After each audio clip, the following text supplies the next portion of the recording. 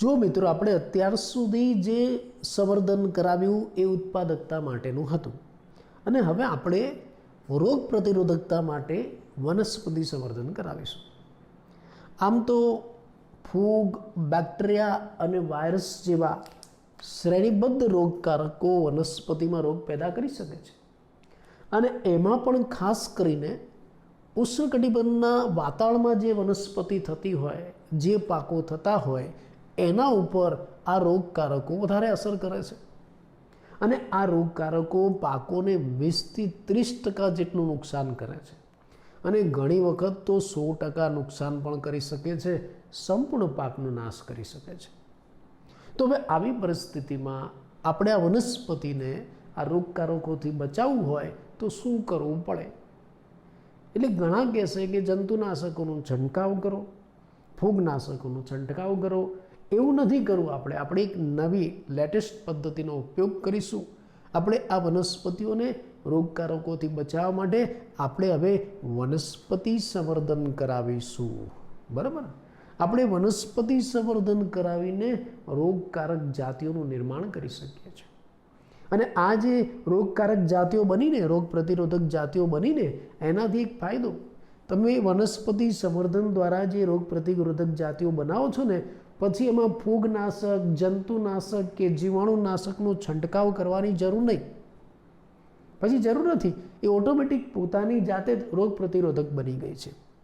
બીજું, આ રોગ પ્રતિરોધક જાતિ છે ને એ રોગનો જળમૂળથી નાશ કરી શકે છે, રોગકારકોનો પ્રવેશ પણ અટકાવે છે અને રોગ થતો પણ અટકાવે છે. અને આ રોગ પ્રતિકારકતા વનસ્પતિમાં કેવી છે એનો આધાર એના જનીન બંધારણ ઉપર રહેલો છે. હવે ચલો, આવું તમારે આ રોગ પ્રતિરોધકતા માટે વનસ્પતિઓમાં સંવર્ધન કરાવવું છે તો સૌથી પહેલાં તમારી પાસે વનસ્પતિમાં રોગ પેદા કરતા રોગકારકોની જાણકારી હોવી જોઈએ કે ભાઈ કયા રોગકારકો વનસ્પતિમાં રોગ પેદા કરે છે. બીજું, આ રોગકારકો વનસ્પતિમાં કયો રોગ ફેલાવે છે એ પણ તમને ખબર હોવી જોઈએ કે ભાઈ માન લો કે ફૂગ છે તો ફૂગ વનસ્પતિમાં કયો રોગ પેદા કરે, બેક્ટેરિયા દ્વારા કયો રોગ થાય, વાયરસ દ્વારા કયો રોગ થાય. આ બધી માહિતી તમારી પાસે હોવી જોઈએ, તો જ તમે વનસ્પતિમાં રોગ પ્રતિરોધકતા માટે સંવર્ધન કરાવી શકો. દાખલા તરીકે ફૂગ છે ને એ વનસ્પતિમાં મોટે ભાગે રસ્ટ ગેરુ નામનો રોગ પેદા કરે. પછી અલગ અલગ વનસ્પતિમાં એની અલગ અલગ અસર હોય. દાખલા તરીકે ઘઉંમાં બ્રાઉન રસ્ટ રોગ પેદા કરે છે, તો શેરડીમાં રેડ રોટ નામનો રોગ પેદા કરે ફૂગ, બટાકામાં લેટ બ્લાઇટ નામનો રોગ પેદા કરે. આ બધું તમને MCQમાં પૂછાય. ઘઉંમાં બ્રાઉન રસ્ટ, જેને ગુજરાતીમાં ભૂરો ગેરુ રોગ કહેવાય. શેરડીમાં રેડ રોટ નામનો રોગ થાય ફૂગ દ્વારા, જેને લાલ સડો કહેવાય. બટાકામાં લેટ બ્લાઇટ નામનો રોગ થશે. એમ તો બેક્ટેરિયા પણ વનસ્પતિમાં ઘણા રોગ પેદા કરી શકે છે. આપણે એવું એક ઉદાહરણ લઈએ કે ભાઈ બેક્ટેરિયા દ્વારા ક્રુસિફેરિયા કુળ છે,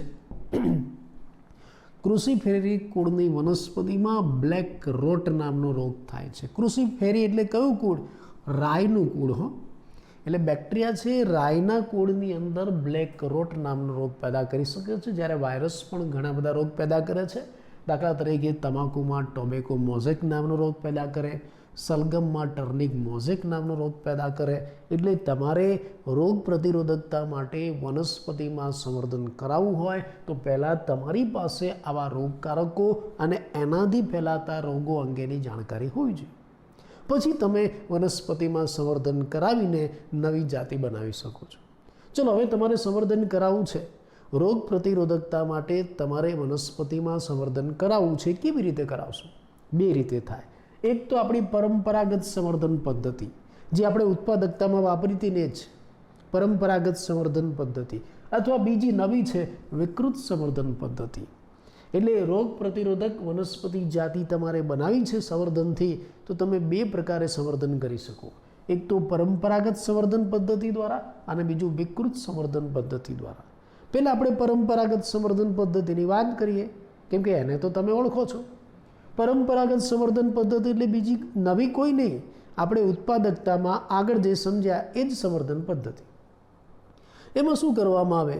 એમાં સંકરણ અને પસંદગી, કે ભાઈ બે ઇચ્છિત લક્ષણોવાળી વનસ્પતિ લો, એમાં સંકરણ કરાવો, સંતતિઓ પેદા થાય, એમાંથી ફરી પાછી શ્રેષ્ઠ સંતતિ જે હોય એમાંથી શ્રેષ્ઠ નર અને માદા એને પસંદ કરો, ફરી પાછું સંકરણ કરાવો, ફરી પાછું સંતતિ પેદા થાય, એમાંથી શ્રેષ્ઠ પસંદ કરો, ફરી પાછું સંકરણ કરાવો. એટલે આપણી જે પરંપરાગત સંવર્ધન પદ્ધતિ છે ને એ સંકરણ અને પસંદગી ઉપર આધારિત છે અને એ મુખ્ય 5 તબક્કામાં થાય, જે તમે જાણો છો. અહીંયા ફરીથી આપણે એના નામ આપી દઈએ. આ પરંપરાગત સંવર્ધન પદ્ધતિ કયા 5 તબક્કામાં થાય? તો પહેલો તબક્કો, પહેલું કામ શું કરવાનું? જનન રસનું એકત્રીકરણ. તમે વિવિધ ભિન્નતા ધરાવતા જનન રસનું એકત્રીકરણ કર્યું. પછી એમાંથી શું કરવાની? પિતૃઓની પસંદગી.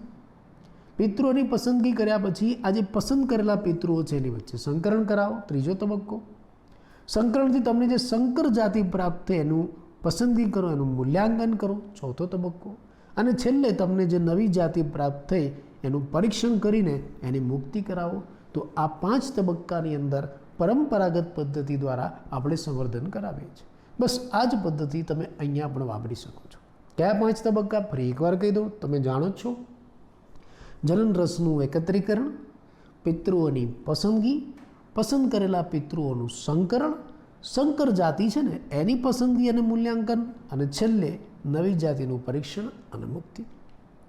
આ રીતે પસંદગી, આ રીતે સંકરણ અને પસંદગી દ્વારા, આ પરંપરાગત સંવર્ધન પદ્ધતિ દ્વારા ઘણા બધા પાકની અંદર આપણે રોગ પ્રતિરોધક જાતિઓ બનાવી છે. એવી કેટલીક જાતિઓના ઉદાહરણ તમને આ કોષ્ટકમાં મેં આપેલા છે, પુસ્તકમાં પણ આપેલા છે. આ પાકોમાંથી સંવર્ધન કરીને બનાવેલી આ જાતિ, અને આ જાતિ કયા રોગ સામે પ્રતિરોધકતા ધરાવે છે એ રોગનું નામ. આવા 3 ભાગ પાડેલા છે. MCQમાં ખાસ પૂછાય, વિધાન નહીં, કોલમવાળા પ્રશ્નોમાં તમને ખાસ પૂછાય છે. ખાસ યાદ રાખજો, આ દરેક તમારા માટે એક અગત્યનો MCQ છે. પાકમાંથી સંવર્ધન કરીને બનાવેલી જાતિ, અને એ જાતિ કયા રોગ સામે પ્રતિરોધકતા ધરાવે છે એ રોગના નામ. ચલો સૌથી પહેલાં આપણે ઘઉંના પાકની વાત કરીશું. ઘઉંના પાકમાં સંવર્ધન કરીને આપણે હિમગીરી જાતિ બનાવી, જે કયા રોગ સામે પ્રતિરોધકતા ધરાવે છે? Rust hill bunt. મેં ઇંગ્લિશ નામ આપ્યા છે, ગુજરાતી થોડા અટપટા છે એટલે ઇંગ્લિશ નામ યાદ રાખજો. Rust hill blunt. આ રસ્ટ હિલ બ્લન્ટ નામનો રોગ પર્ણોમાં જોવા મળે છે અને એની કિનારીઓમાં જોવા મળે છે. એવી જ રીતે બીજો પાક છે રાય. એમાં સંવર્ધન કરીને કઈ જાતિ બનાવી? પૂષા સ્વર્ણિમ, જેને કરણ રાય પણ કહેવાય છે. એ કયા રોગ સામે પ્રતિરોધકતા ધરાવે છે? White rust. આ બધું MCQમાં આવે, ધ્યાન રાખજો. ત્રીજો પાક છે ફ્લાવર આપણે કહીએ છીએ શાકભાજી. એમાંથી 2 જાતિઓ બનાવી, Pusha Shubhra, Pusa snowball K1. Pusha Shubhra, Pusa snowball K1. અને કયા રોગ સામે પ્રતિરોધકતા ધરાવે છે? Black rot, curl blight black રોટ. Black rot, curl blight black રોટ. ચલો ચોથો પાક ચોળા. એમાં સંવર્ધન કરીને કઈ જાતિ બનાવી? પૂષા કોમલ. આ રોગ પ્રતિરોધક જાતિ પૂષા કોમલ કયા રોગ સામે લડે છે? બેક્ટેરિયલ બ્લાઇટ રોગ. એવી રીતે છેલ્લે મરચું સદાબહાર છે. આ મરચામાં સંવર્ધન કરાવીને પૂષા સદાબહાર જાતિ બનાવી, જે કોની સામે પ્રતિરોધકતા ધરાવે છે? Chilli mosaic virus, tobacco mosaic virus અને લીફ કર્લ સામે પ્રતિરોધકતા ધરાવે છે. આ જે કોષ્ટક છે MCQ માટે, નીટ માટે, તમારા માટે ખૂબ જ અગત્યનું. આને પરફેક્ટ સરસ તૈયાર કરી નાખવાનું, ગોખી નાખવાનું કે ભાઈ કયો પાક, એમાંથી કઈ જાતિ બની અને કયા રોગ સામે પ્રતિરોધકતા ધરાવે છે. ફરી એકવાર હું તમને કહી દઉં: ઘઉં, હિમગીરી, રસ્ટ હિલ બન્ટ, રાય, પૂષા સ્વર્ણિમ અથવા તો Karan Rai, white rust, flower, Pusa Shubhra, Pusa snowball K1, black rot, curl blight black rot, ચોળા, પૂષા કોમલ, બેક્ટેરિયલ બ્લાઇટ, મરચું, Pusa Sadabahar, chilli mosaic virus, tobacco mosaic virus, leaf curl. તો આ રીતે તમે વનસ્પતિમાં સંવર્ધન કરાવીને આવી રોગ પ્રતિરોધક જાતિઓ બનાવી શકો છો. પણ આ જે પરંપરાગત સંવર્ધન પદ્ધતિ દ્વારા તમે આ જે પ્રતિરોધક જાતિઓ બનાવી એમાં કેટલીક ખામી, આ પરંપરાગત સંવર્ધન પદ્ધતિ છે ને એમાં કેટલીક ખામી છે. કઈ ખામી છે હું તમને કહું. પરંપરાગત સંવર્ધન પદ્ધતિમાં આપણે સંવર્ધન કરાવવા માટે શું વાપરીએ છીએ? એ પાક સાથે સંકળાયેલી જાતિઓ અને એની જંગલી જાતિઓ વાપરીએ છીએ. તમને યાદ હોય તો પરંપરાગત સંવર્ધન પદ્ધતિમાં આપણે સંવર્ધન કરાવવા માટે કઈ જાતિ વાપરીએ છીએ પિતૃ તરીકે? એ પાક સાથે સંકળાયેલી જાતિઓ અને એની જંગલી જાતિઓ વાપરીએ છીએ. હવે પાક સાથે સંકળાયેલી આ જે જાતિઓ છે અથવા તેની જંગલી જાતિઓ છે એમાં પ્રતિરોધક જનીનોની સંખ્યા મર્યાદિત હોય છે, લિમિટેડ હોય છે. બહુ વધારે પ્રતિરોધક જનીનો નથી હોતા. એટલે શું થાય? એટલે આ પરંપરાગત સંવર્ધન પદ્ધતિ છે ને એ નીરસ બની જાય છે, બહુ ઇન્ટરેસ્ટિંગ નથી રહેતી. તો હવે આપણે એને ઇન્ટરેસ્ટિંગ બનાવવું છે તો શું કરવું? આ પરંપરાગત પદ્ધતિની ખામીને દૂર કરવા માટે, એને ઇન્ટરેસ્ટિંગ બનાવવા માટે આપણે નવું વિકૃત સંકરણ કરાવવું પડશે, વિકૃતિ સંવર્ધન કરાવવું પડશે. અને વિકૃતિ સંવર્ધન પણ કહેવાય.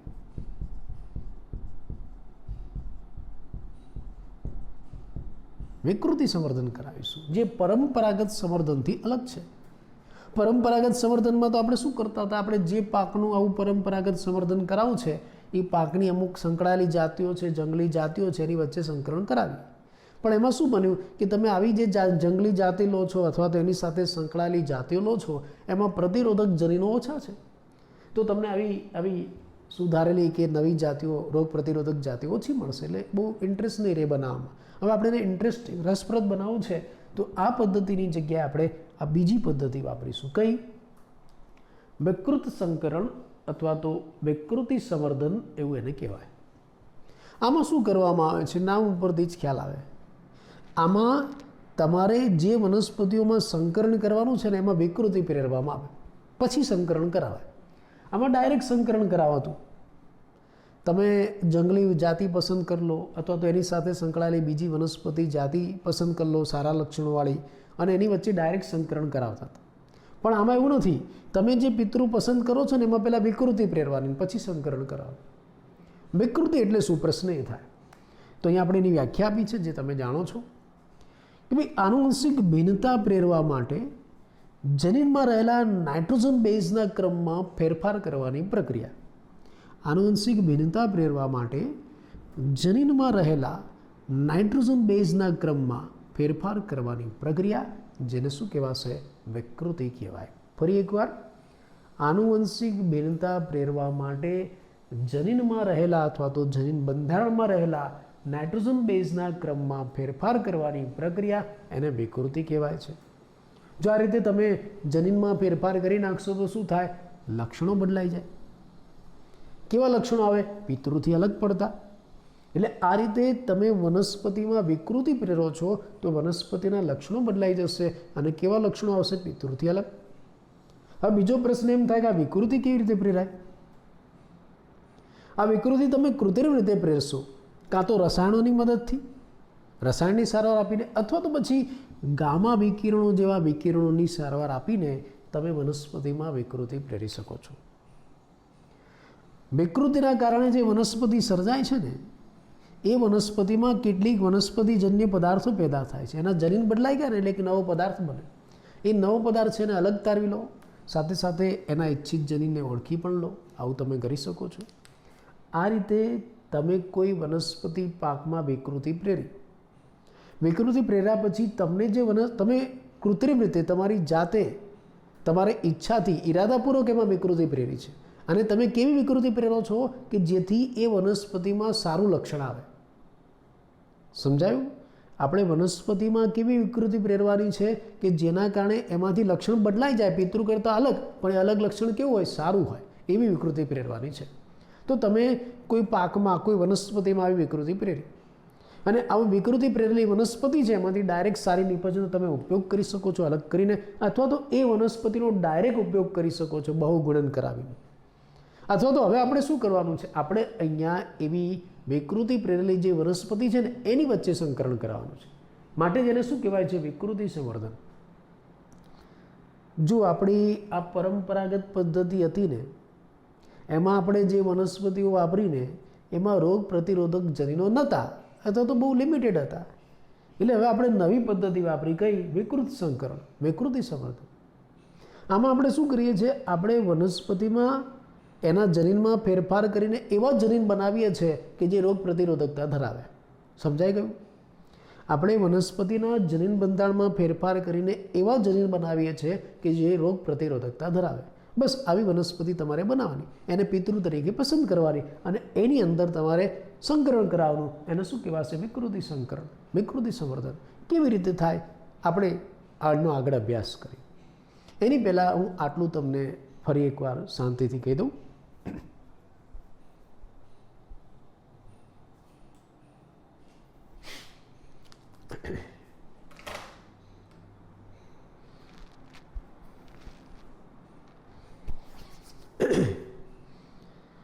જો આપણે અત્યાર સુધી જે વનસ્પતિ સંવર્ધન કરાવ્યું એ ઉત્પાદકતા માટેનું હતું અને હવે આપણે રોગ પ્રતિરોધકતા વધારવા માટે વનસ્પતિ સંવર્ધન કરાવવું છે. એટલે પહેલાં તો રોગકારકોનો પરિચય તમારી પાસે હોવો જોઈએ. આ ફૂગ, બેક્ટેરિયા, વાયરસ જેવા શ્રેણીબદ્ધ રોગકારકો વનસ્પતિમાં રોગ ફેલાવે છે અને એ પણ ઉષ્ણકટિબંધના વાતાવરણમાં જે પાકો થતા હોય ને એના ઉપર આ રોગકારકોની અસર વધારે થાય છે. આ રોગકારકો પાકોને લગભગ 20 થી 30% જેટલું નુકસાન કરે છે. જો કે કેટલાક રોગકારકો તો 100% નુકસાન પણ કરી શકે છે. આવી પરિસ્થિતિમાં વનસ્પતિને બચાવવા માટે આમ તો આપણે શું કરીએ છીએ? આ રોગકારકથી બચાવવા માટે આમ તો આપણે શું કરીએ છીએ? તો કે જંતુનાશક, જીવાણુનાશક, ફૂગનાશક વગેરેનો છંટકાવ કરીએ છીએ. પણ આપણે એવું નથી કરવું. આપણે એક નવી પદ્ધતિ વાપરીએ, કઈ? વનસ્પતિ સંવર્ધન. આપણે સંવર્ધન કરાવીને એવી વનસ્પતિ બનાવીશું કે જે રોગો સામે લડી શકે, રોગ પ્રતિરોધકતા ધરાવે. એટલે આપણે વનસ્પતિ સંવર્ધન કરાવીને રોગ પ્રતિરોધક જાતિઓ બનાવીશું.